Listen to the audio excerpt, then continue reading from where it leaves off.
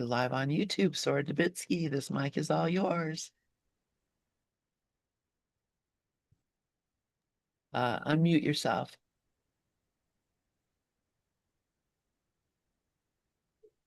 Yeah, I was saying that the course has taught me patience, which is one of the characteristics of a teacher of God, because I'm typically not patient at all. Okay, are we ready? Yes, we are live streaming now. Okay. So, um, hi, I'm Sorah Dubitsky, Dr. Sorah Dubitsky, and I've been a student of A Course in Miracles for more than half my life, maybe. And I continue to be a student of A Course in Miracles. And sometimes they say I'm a teacher, sometimes they say I'm a practitioner. Um, but I think since the laboratory of the course is our lives, that somehow I never stop being a student because there's always more to learn. So I thought we would just start with a simple meditation and close our eyes and take some nice deep breaths. And I should remove this. So closing our eyes and taking some nice deep breaths and raising this. And breathe in through the nose and breathe out through your mouth. And when you breathe out, make an audible sound. So it's inhale, exhale, feeling everything letting go. Anything that happened before this minute, just it's gone. Focusing only on the breath.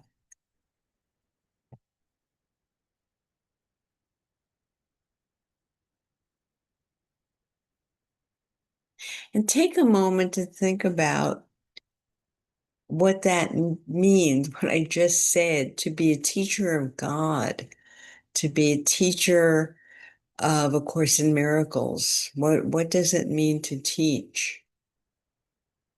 And we'll take a look at some of those sections in the course. So we inhale and exhale and inhale and exhale.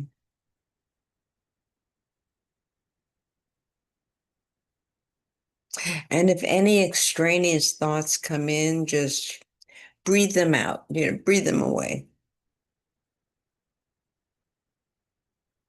See them disappear on a cloud when you exhale.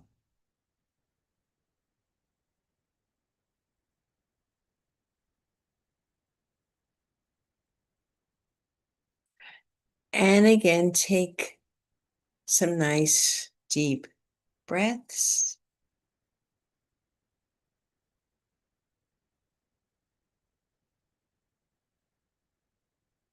And open your eyes when you're ready. You should be nice and relaxed.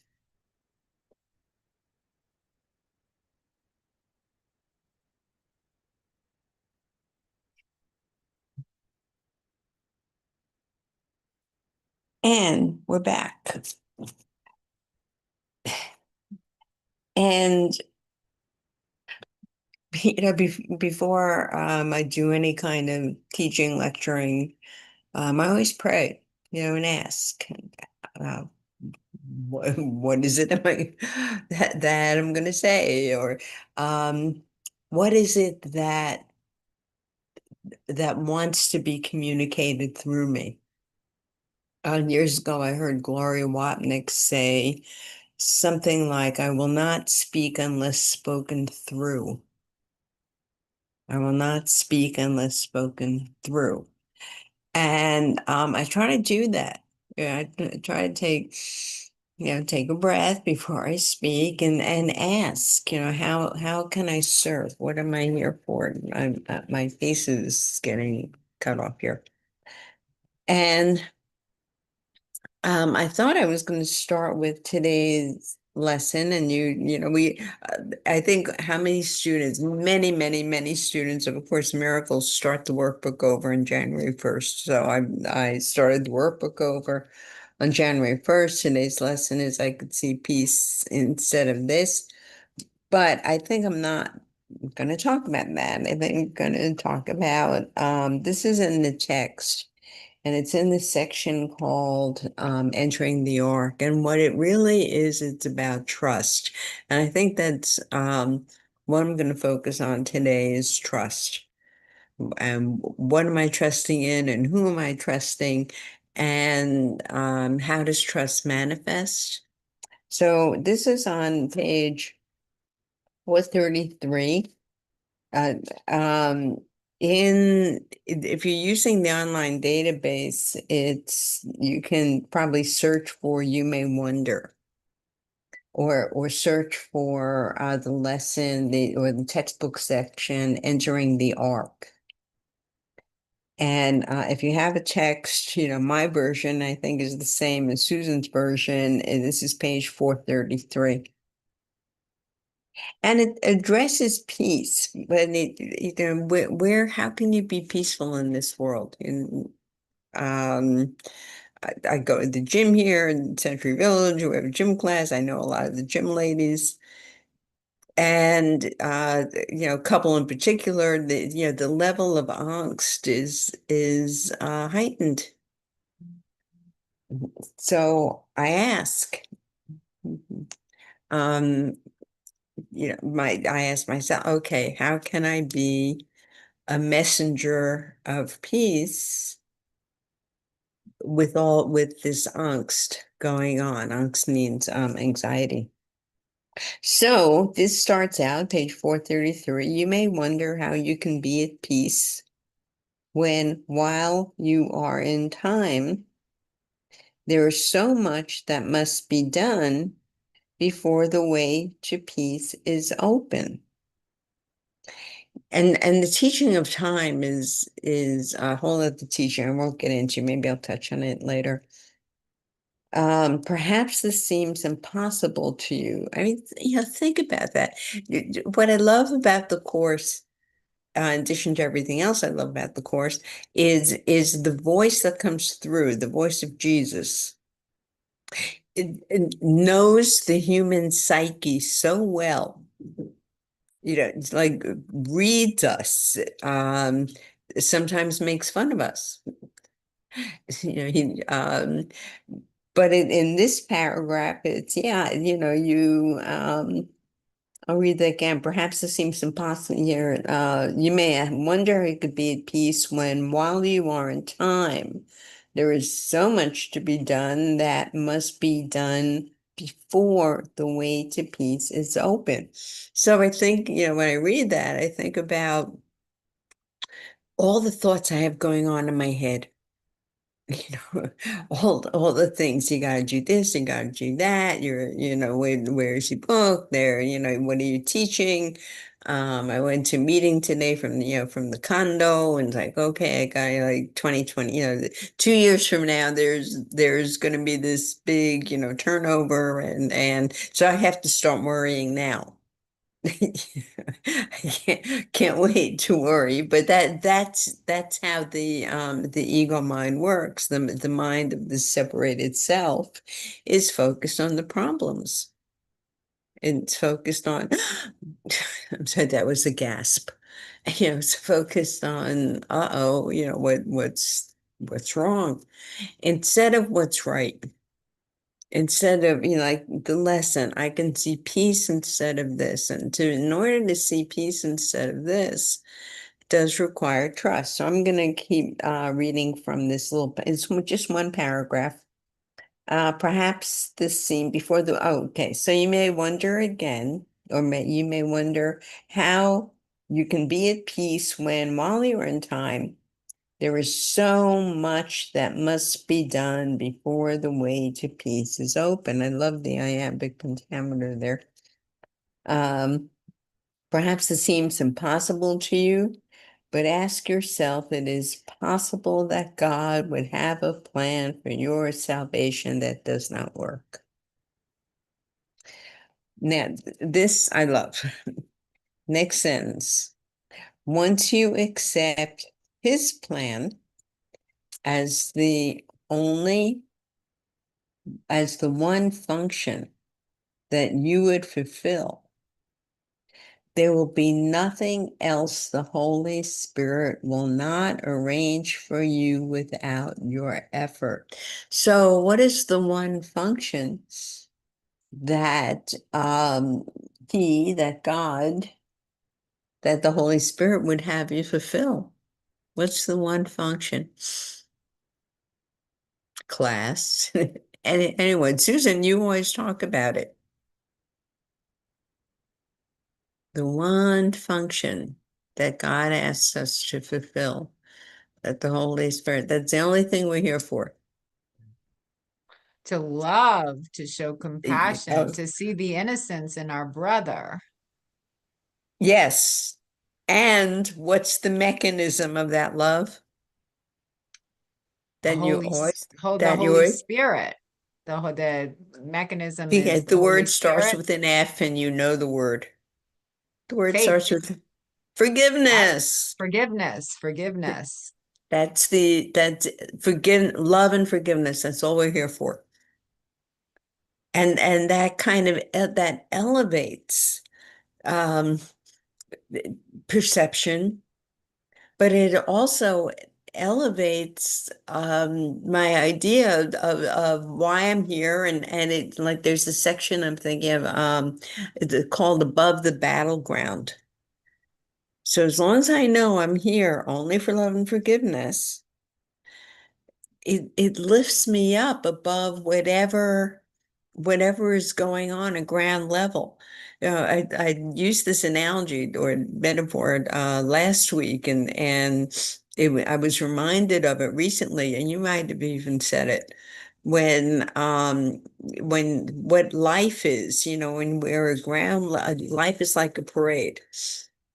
When we're ground level, we see, you know, the parade marching by or going by with floats and dancing girls and singers and marching bands, and it's linear, you know, it's one by one by one by one.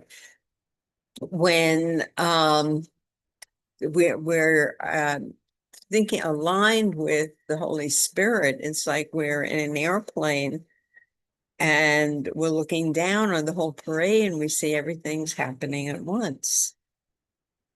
And that's what life becomes. Instead of focusing at ground level, look, okay, I got to do linear, you know, you got to do this, and this. It's like, take me to the vertical plane. I had a teacher years ago, Paul Steinberg, who they mentioned him in that ACIM memorial thing that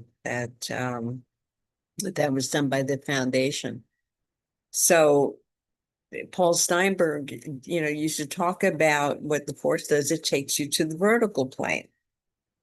You know, that we're live our lives on a horizontal plane, you know, this, and then so even if it's for a moment, we're lifted out.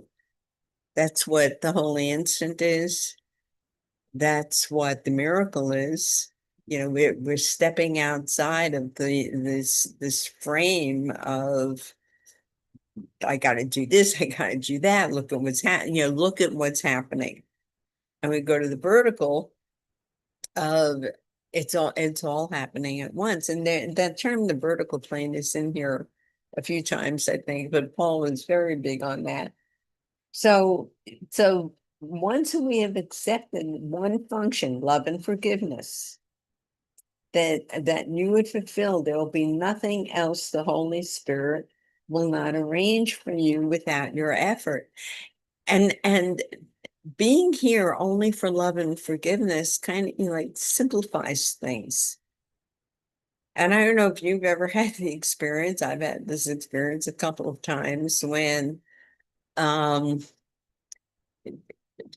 I would like this idea of innocence. I was being berated by somebody, two different occasions that stand out to me. Is being berated by someone. And it's like, how could I have done what I did? Was what she was saying. How could I have done that? And I just let it go over my head.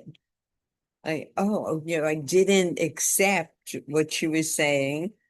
I didn't argue. What I was seeing is, my innocence and seeing that she was calling for love. And that's what we're here for. Can I see what's happening in Minnesota, what's happening all over, as calls for love to be responded to by love. And then it comes down to, okay, what form is my response supposed to be? And by the way, hello, Reverend Wayne. You're with two glasses, and hello, Robert. I met you last week. Welcome. And Susan Myrna and Lynn, everybody, welcome. Thank you. Oh, I like that. I like that graphic. Thank you. So to get back to this section, and I mentioned trust. So we're here for love and forgiveness. That's it. Am I here to win $1 million? No, not necessarily. Only if that's in my script to fulfill whatever it is I need to fulfill here, which is love and forgiveness. And so this next line says, once you accept his function as the one you would fulfill, the only one you would fulfill, there will be nothing else the Holy Spirit will not arrange for you without your effort. He will go before you, making straight your path and leaving in your way no stones to trip on and no obstacles to bar your way. Nothing you need will be nothing you need will be denied you, not one seeming difficulty, but will melt away. Trust that's what this is speaking, saying to me, that's screaming, trust. So when that woman was berating me, and I recognized it as a call for love, and the whole time I wasn't accepting. I really, like, you need to do nothing. I did nothing except work in my mind. And I have another story about that. Except work in my mind to, oh, okay, she's calling for love. Oh, she's really upset. And something I did really upset her, and I didn't understand that. That's something else. You learn you have an effect on other people. And that becomes also a responsibility. So anyway, but that belaboring point. So I kept, it's having one ear on what's happening and the other ear in that vertical plane, looking down upon what's happening. So I changed the energy. I bought her a gift, and that, and I had it with me, and anyway, it got settled. And I kept praying for it to get, just let it settle, let it settle. And that's what working with the Holy Spirit does. If we've ever had any kind of altercations with anyone, and you want to heal it, like the first thing, my mind will go to is, okay, I can write a letter or send an email, leave a message, like I want to do something to heal the situation. And the hardest thing, we talk about patience, the hardest thing is I need do nothing and let the Spirit work through me.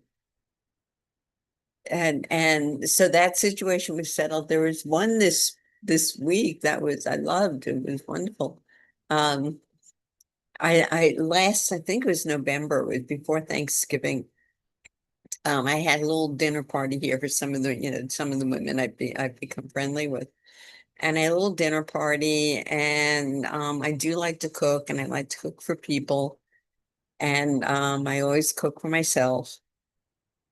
So I've been thinking in the past couple of weeks that I'd like to invite people over again. Have another party, have a luncheon. And I would cook, and I was thinking about menus, but I had this conflict, this little conflict going on, that none of the women that I had invited for that dinner, none of them um, reciprocated in any way. And not that I was really looking for reciprocation, but I could see it came up. Like, nobody called and said, let's do this, or let's do that, or um, like you're like, I'll cook dinner next time. Like, I didn't get any feedback like that. And I let it go. Like, I don't care. If I'm gonna cook, I'm gonna cook. And I then went back to thinking about menus, and I let it go. And then it was one of these things. The next day, I'm at the gym, and one of the women comes over to me and says, I spoke to a couple of the women, and we would like to take you out for lunch. There it was. Yeah, there it was. The thought was, I need you nothing. The thought was, all I have to, I'm just here to be loving and forgiving. And I got asked out, and I was like, wow, she read my mind, maybe. But thought communicates. And there's sections like the Holy Instant, or what's it, the section, I Need You Nothing, that talks about your brother, seeing the Christ in your brother, seeing the face of Christ in your brother. So it's like, it was like right there. I'm just checking the time. And I didn't have to do anything. And all I had to do was let go of that conflict in my mind. And it was just a wonderful example of what happens. Well, at least let's see. I'm going to start the sentence over. Once you accept his plan as the one function that you would fulfill, there will be nothing else the Holy Spirit will not arrange for you without your effort. Like iambic pentameter. He will go before you, making straight your path and leaving in your way no stones to trip on and no obstacles to bar your way. Nothing you need will be denied you, not one seeming difficulty, but will melt away before you reach it. You need to take thought for nothing, careless of everything, except the only purpose that you would fulfill. As that was given you, so will its fulfillment be. God's guarantee will hold against all obstacles, for it rests on certainty and not contingency. It rests on you, and what could be more certain than the Son of God?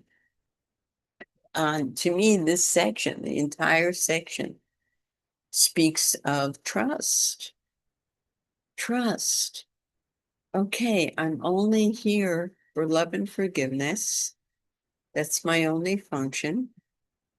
There's another lesson about God has given me my only function. I when you've gone through the book every year since like 19 whatever, um it's you remember phrases. So let's see. This I think it's lesson 71 I'm looking for. 70, maybe it's lesson 70. Here.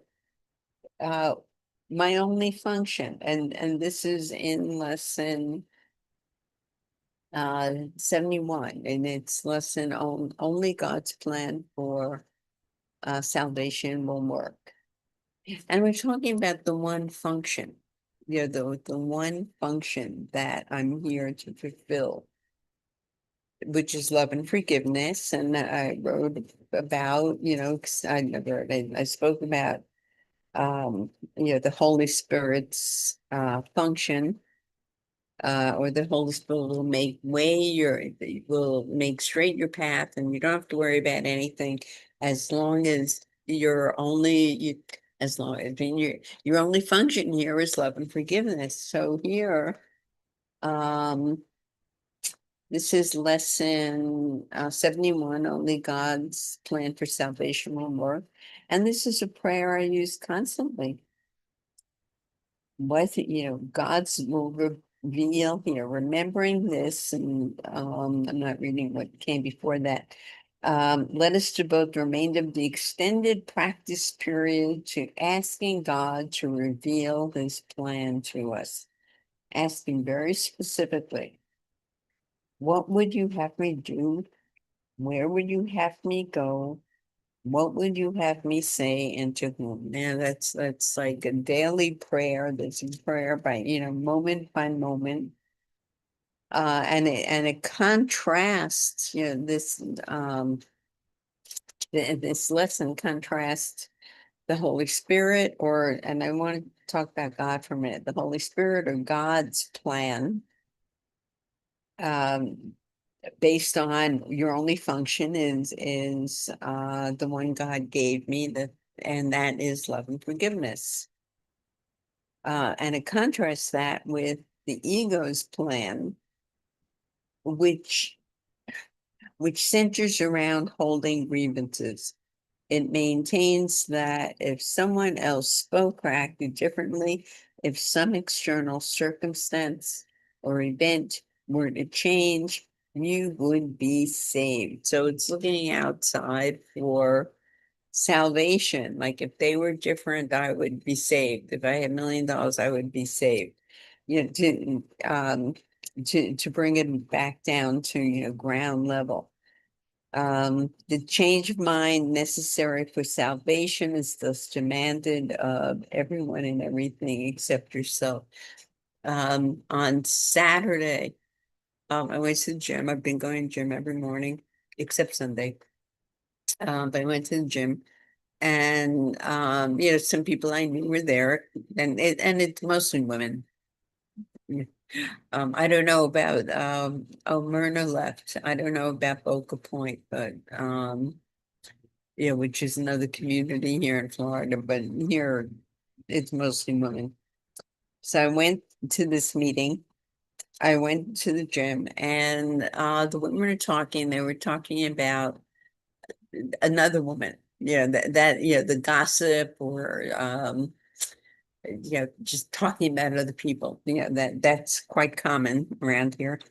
So I came out with this statement that I decided I don't want to talk about anybody. I don't want to dislike anyone. So the woman I was talking to just burst out laughing. like it was impossible to not dislike. That's a double negative. It was impossible to not dislike everyone. And the spontaneity, and they really laughed at what I was saying. It was what's one of the words, a guffaw, Guffaw, something like that. It was a guffaw. And in my heart, and I knew, like, that kind of hurt, and because I'm being sincere, like I just want to not dislike. I didn't say I want to love everybody. That probably would have, gotten them into rolling on the floor laughing. I'd say I don't want to dislike anyone. And I was sincere because that's what this book tells me, but they don't know about this book. Um, and they laughed out loud, and I just thought, isn't that interesting that somehow they thought it was impossible to love everyone or not dislike everyone. And I won't take it to not I don't know if even I would call it, love everyone, but not dislike. That was what I said, and that's what the feeling was. So but that's the ego thought system. That demonstration of laughter is what the ego thought system is about.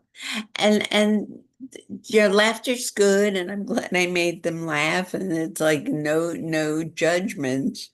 But what it demonstrated to me is what this, that the source of salvation is outside, that grievances you hold this declaration that you believe if this were different, I would be saved. And to bring it back to core teachings,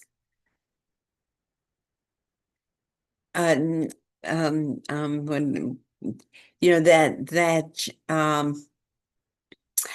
I'm only here to be truly helpful, which is being loving and forgiving. That's being truly helpful. And as long as that's my purpose here, everything I need to fulfill that purpose will come to me. And I'm saying that because I need to hear this. And the ego's purpose is pointing fingers, is not being okay in the moment. The ego's purpose is not being okay. And then there are people like that also at the gym. I learn a lot about human nature at the gym. There are people who complain about everything. The doctors, that's a big one, or they went out to eat and spent so much money on a meal, and a meal was terrible. And I think I don't know if the right word is working, but I'm paying attention to how I respond to these things, because that's all I can do. I mean, I'm not in their lives. I can't initiate, what they're feeling, meaning, but I can respond differently. I can respond even if I'm not using the words. I can demonstrate peace. And that's today's lesson. I can see peace instead of that. And I can see peace when I'm not holding grievances, which is what the ego has us do to be happy.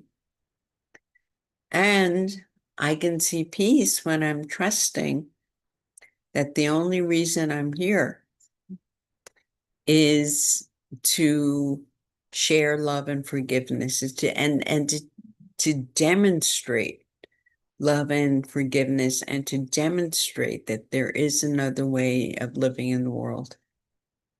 So I think with that, and it's about 10 after. Lynn, I know you opened this up to the full hour, 2:30, and I thank you for that.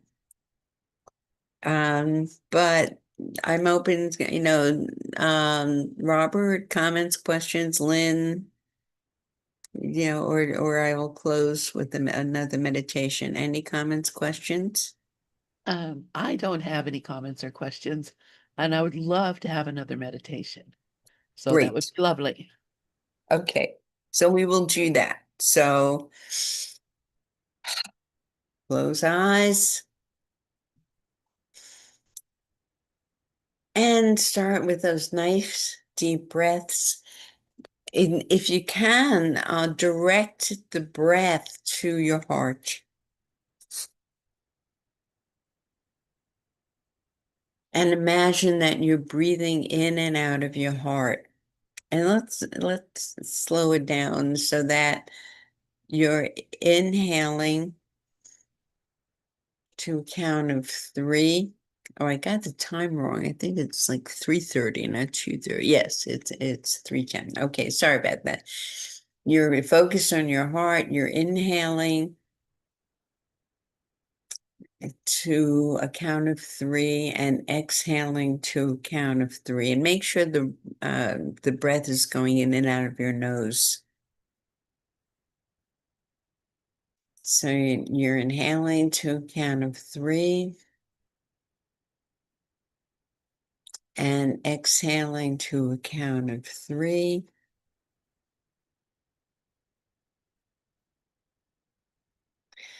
And again, inhale. And this time, see if you can extend it to a count of 4. And exhale to a count of 4. One more time, inhale to a count of 4.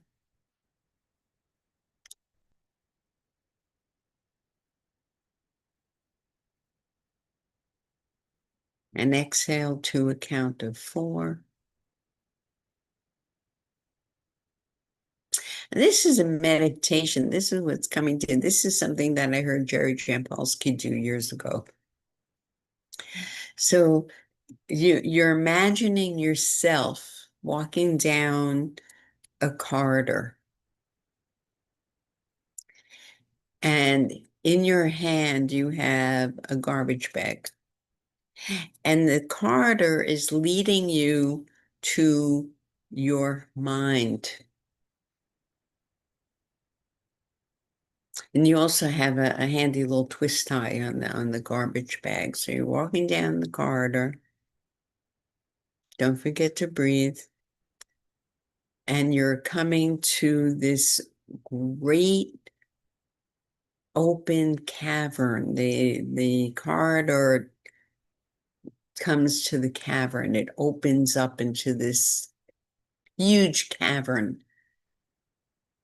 And this cavern is loaded with little pieces of paper. And they're just like tucked into this huge cavern.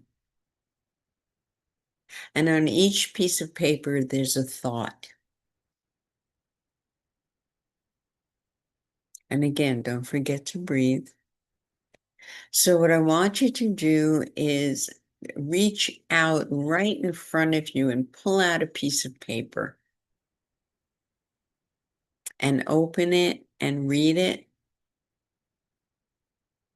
And if it's a thought that is aligned with miracles thinking, if it's a loving thought, if it's what we call a true thought, you put it back.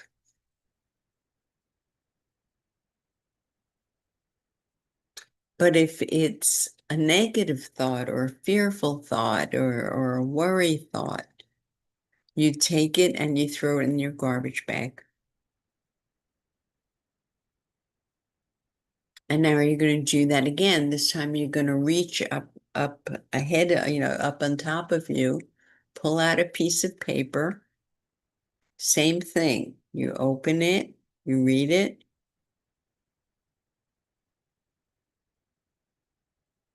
If it's a positive thought, if it's aligned with Course in Miracles, if it's a loving thought, you put it back.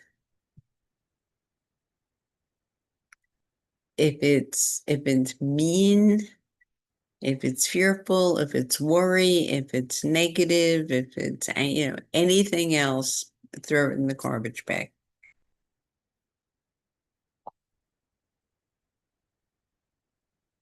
And breathe. I will do this one last time.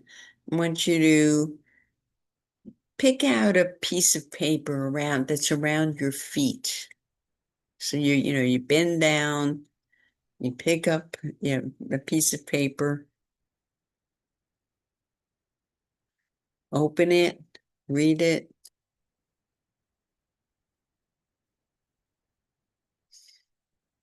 If it's a worry thought, you put it in your garbage bag.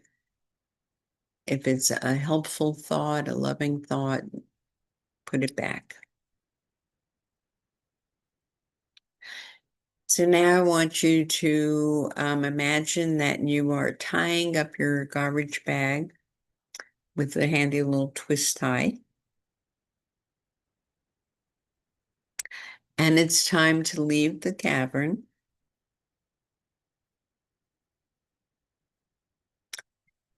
And there's a door at the other end of the cavern, and you walk through the door and you're on the street. And you see on the street that there are all these garbage cans. So you take your little twist tie bag, your little garbage bag, you open up the garbage can and you throw it in. And as you're standing there, a giant garbage truck passes, comes to a stop, is driving on the street, and it takes that garbage can and it dumps it into the back, and then it drives off. So take another nice deep breath, and how does your mind feel? You've gotten rid of some garbage, and your mind is restored to peace. And you can repeat, today's lesson. I could see peace instead of this. Because now your mind is clear of the negativity, of the fear, and you can see peace.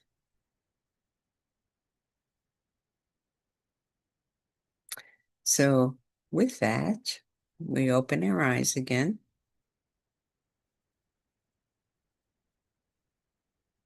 And smile. And say, thank you, Holy Spirit, Jesus, Course in Miracles. Thank you, Lynn. Thank you, Bob, for hanging out. And I'll see you guys next week. And I've been trying to tune in on Thursday mornings to Dave's talk. I'm not by Tuesday night. I'm exhausted, so I have not tuned into Robert yet. But when do you speak, Robert? Or are you even there? Because I'm only seeing your picture. Actually, Robert doesn't speak because he's lost his voice because of cancer. Oh, okay. But Robert does essays, and we take turns reading the essays. Either he'll put them up on the board, and we read them, or his wife Sounds great. Sherry will read them. I mean, he Sounds great. can speak, but he doesn't because of the voice. So yeah, Yeah. 7 p.m. Eastern, he's on Tuesdays, and Mondays he's on at is it 1:30? I think. Anyway, he's on Monday afternoon and 7 on Tuesday. And So you read his essays. How wonderful. oh, he writes amazing essays. Holy cow, he's prolific. So yeah, Wow. definitely love to have you join us with anything, and you can help read. Give him a Yeah. voice. So I too am an essayist. yeah, well, So these are that's really great. amazing. I'll check it's on the calendar on ACM Gather, right? Yes, it is. Okay, I'll check that out also. All right. So thank you, my friend, and thank you, my friend Bob. Dino Jim's books. Wow. Thank you for that. Yeah, that's his I website, but love it. Dino James and I Books.com. appreciate you sharing your space and your energy with me even. I do very much so. Thank you. Very good. All right. Thank you so much, Sorah All Dubitsky. right. And we Okay, will I'll see again definitely next see you week. guys next Tuesday and um what love is the way of walking gratitude, my another favorite prayer. Okay. Thank you, Sorah. Have a good rest of your day. Talk to you next